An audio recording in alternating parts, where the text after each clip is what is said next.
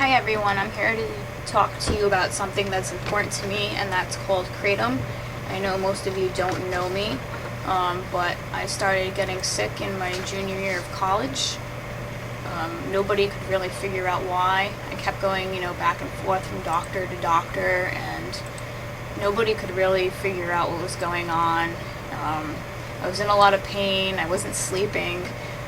I tried a lot of natural remedies at first. I didn't really want to go the prescription route, so I did acupuncture, I bought a new bed, I did physical therapy, I went and got massages, but none of that helped. And this continued to plague me for about a year, and then I decided, okay, let me try some prescription drugs. I need to be able to work, I need to be able to, do stuff, and if that's what it's going to take, then I guess that's what I'm going to have to do. Strangely enough, the doctors didn't really do much research into trying to figure out what was the problem. They just were throwing pills at me, pills for depression and pills for anxiety, which was kind of puzzling to me, but I was like, alright, I'll do anything to get better. If this is what they think is right, they're the professionals, I'm just going to let them, take care of this. But the more drugs they put me on, the more sick I got. I had a lot of sensitivities to medication, so I just started getting more sick, more dizzy, chronic migraines, and in August 2015 I had to give up the job I had that I had gotten out of college for criminal justice because I could no longer drive.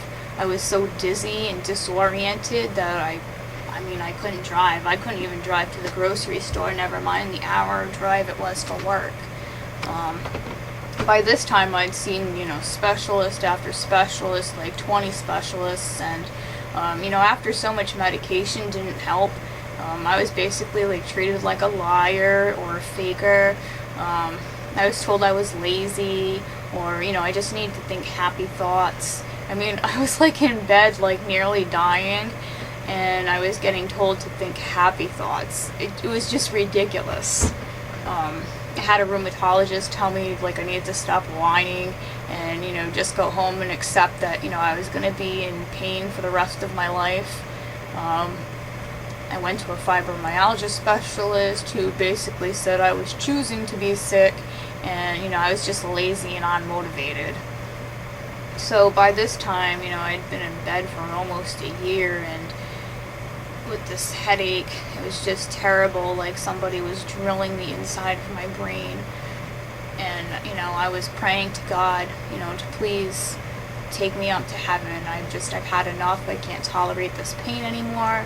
After so long, I hadn't gotten any answers for my prayers. None of the doctors were helping. They literally could care less. So I decided that I was going to commit suicide. I didn't really have a date or anything in mind. I just figured that when, I had zero quality of life, to not be a burden to my friends and family, I was just going to do this quickly rather than have them put them through, watching me for years just kind of get worse and worse and more decrepit until, finally, 5 years later, I'm dead. And what good is it anyways? Because if I can't enjoy any of my life for those 5 years, then what's the point? I'm just, making other people change my diapers and feed me through a spoon, that's not any type of life. So I kind of expressed my desperation to a Facebook group about fibromyalgia, and I got a PM from this 65-year-old woman telling me about KRATOM. And this woman had been confined to a wheelchair for over 2 years and now was walking again. So I was like, okay, I'm going to try this stuff. I'll try anything to get better. And it did. 3 weeks after I started taking this KRATOM, I was able to wean off of all of that other medication. My headaches went away. I wasn't waking up feeling like I'd been hit by a Mack truck. I was able to get outside. I was able to take the dog out for a piss. I could make my own meals. It was like a whole new lease on life. It was like God had, given me this miracle. And now here we are in September, and I've even started to work a little and go back to work. something that I couldn't have possibly done before, because, I had 3 jobs and was going to college full-time before this, and when I got sick I had to give up all of that. I mean, I barely graduated by the skin of my teeth, and I'd always been a straight A student. And then, one by one, I had to give up each job I had until I couldn't even get out of bed anymore, so I obviously couldn't work. So I was pending SSI, and I was literally ready to, in a couple weeks, as long as things continue to go well, call my lawyer up and say, look, I don't need this anymore, I've gotten better, and I'm going to try to go back to work. And then a couple days later is when I find out that the DEA now wants to make Kratom a Schedule I drug. And it was a real blow. It's just odd because the U.S. government has a patent on Kratom, and they've even acknowledged that it helps with chronic pain, and it also helps with recovering addicts to get them off opiates, heroin, and other types of drugs. So it's pretty odd that now they're classifying it Schedule I, which basically means it has no medical value whatsoever, which contradicts what they've said in past statements.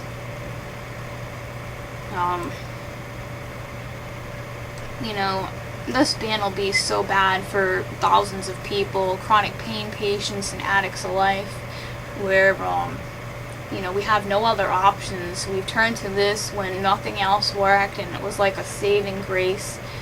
There's nothing else out there for us if this was taken away. Painkillers have already been taken away from chronic pain patients per the CDC decision, so we don't have any pharmaceutical options, or at least most of us don't, because our doctors are too afraid to write anything. And now they're taking away our herbal supplements. So where does that leave us? What kind of life can we possibly have confined to a bed in horrible pain? It's basically like letting your citizens be tortured and not letting them have any relief or recourse from that. Kratom doesn't get you high. Kratom is not an opiate. It activates the same opiate receptor that chocolate does. And I really hope the DEA isn't going to ban chocolate next. If you hear about a euphoria that people feel from Kratom, it's euphoria because they can move without pain. They can hold their grandkids. They can walk. They can take their dog out. Or if they're a recovering addict, it's probably the first time in years that they haven't had that itch to go use the drug of their choice. And they're not feeling like shit because they're going through withdrawals. Because unlike the other methods to treat addiction, Kratom pretty much, from what I hear from recovering addicts, eliminates withdrawal. So they're not left to deal with a lot of the symptoms on their own, which would make them return to a life of drug use. I mean, obviously nothing works for everyone, but Kratom has worked for us when all other medical interventions have failed. So I ask you to please stand with me and object to the DEA classifying Kratom as a Schedule I drug. The government should not have the ability to force us to take dangerous prescription drugs that come with a list of other serious conditions that they create, including most of the time stroke, heart attack, and death, by basically taking away any other options that we have for pain relief by taking away our herbal supplements. And it seems unfair that the agency that makes this decision within the government has a relationship with the pharmaceutical industry. And are they really being biased in this decision? Or is it something else? This is not a dangerous drug, and I really hope that you will not believe the media hype. If you go to these hashtags, you will see literally hundreds of people, maybe even thousands, that have had brain cancer or brain surgery or cerebral palsy, or they are soldiers with PTSD, mothers, fathers, brothers, sisters, your co-workers, people that you know and care about that are Kratom. And these people without Kratom would practically not exist. If kratom was gone, then what would we do? Would we have to live with torturous pain every day of our life? Or perhaps we'll commit suicide. Or perhaps we'll go out on the street looking for relief that way and take a dangerous risk of getting something that's laced. Because what are we going to do? Just sit here and suffer? We shouldn't have to suffer like this when there's something that's safe, that grows on a tree, that can help us.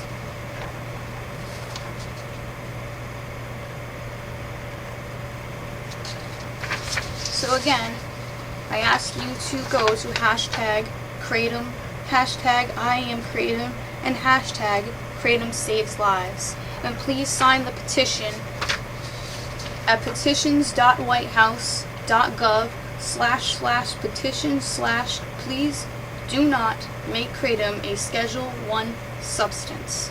I know this is going to come up upside down or something because of the camera, so that's why I read it. And I'm sure if you go to the whitehouse.gov petition site, all you have to do is write in, please do not make kratom Schedule 1 substance, and it should pop up.